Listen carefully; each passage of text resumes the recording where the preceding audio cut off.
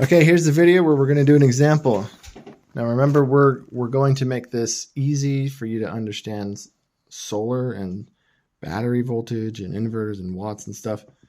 If you remember that watts is power, it's the same thing as like gallons per hour. It's a flow rate. It's a rate of how much of something is flowing. Watts is actually technically joules per second. Joules is a measure of energy.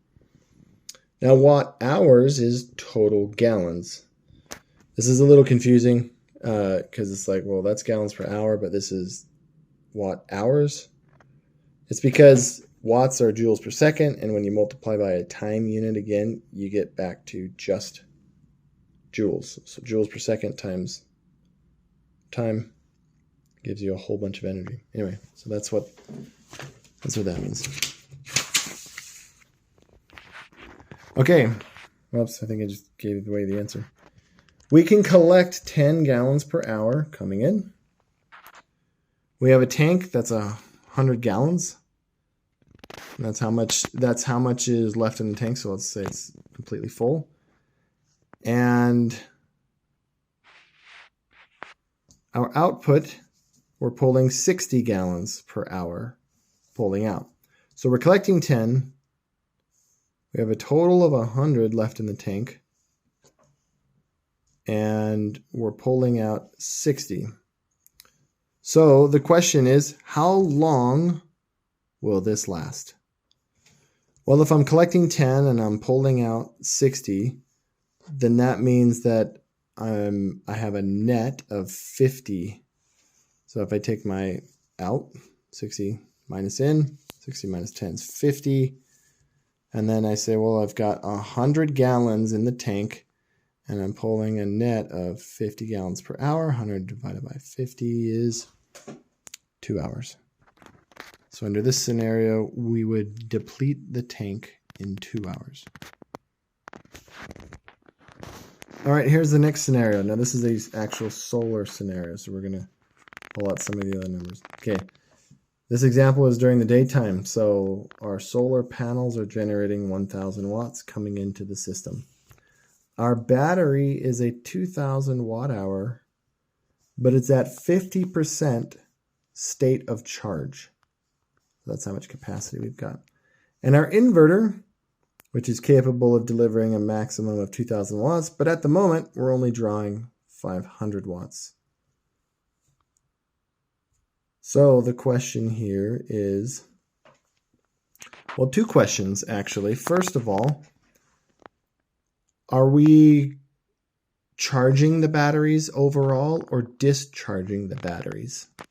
So if my input is 1,000 watts and I'm only drawing 500 watts, that means I've got an excess of 500 watts coming in. So I'm charging the batteries because we're 50% full. So if this is the size of my battery, 2,000 watt hours, and it's 50% full,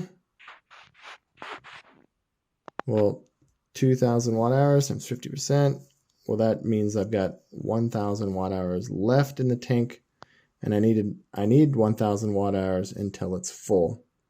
So how long until we'll fill it up?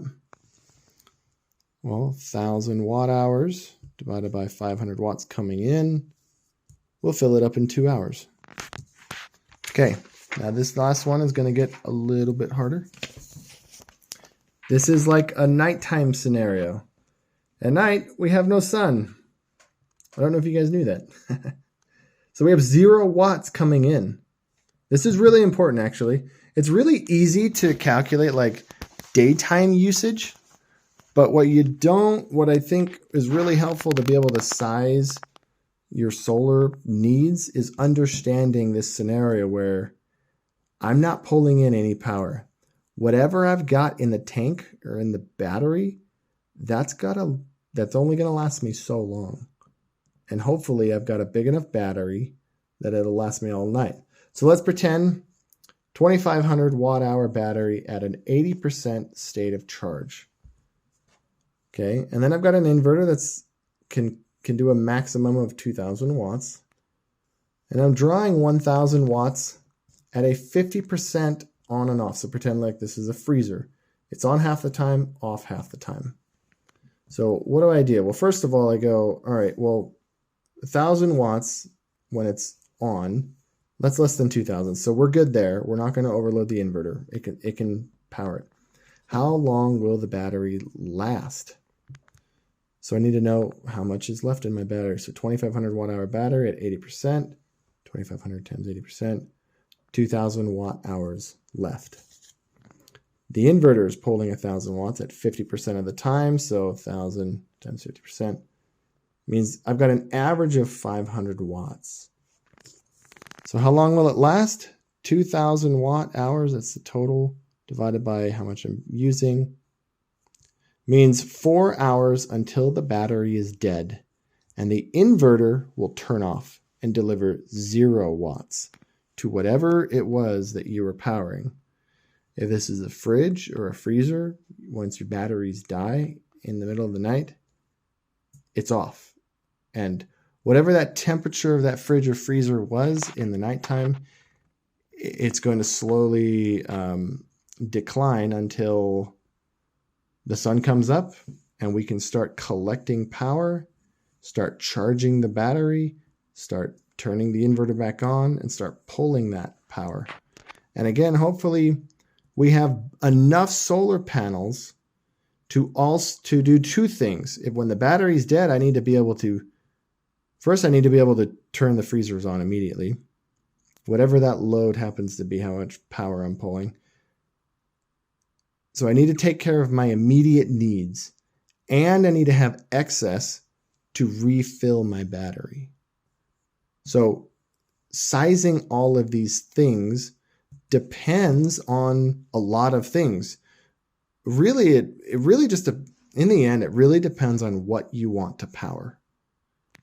Because even if you have a very small battery, like one battery and 100 watt panels, if I'm only using it to, let's say, charge up some flashlight batteries, well then my needs are not very great, so I don't need to spend a ton of money buying a whole bunch of stuff. So I want to let those who are on a fixed budget have a little bit of hope that, like, hey, if you say you didn't even get a special type of battery, if you just had a 100 watt solar panel and a charge controller and some kind of 12 volt appliance, you could charge some batteries or flashlights. You would have enough where you could just use the battery in your car. It's not the same type of battery, but if you were on a really, really fixed budget and you wanted something to be able to collect some power, one panel, one really cheap charge controller to charge up your car battery, and you use that power to do something else. Charge some batteries for a flashlight or something.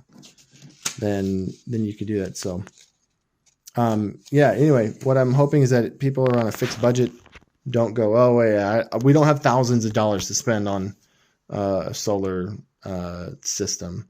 You could start with something small. And if you need help with that, I'd be happy to help. In the next video, I'm going to show you how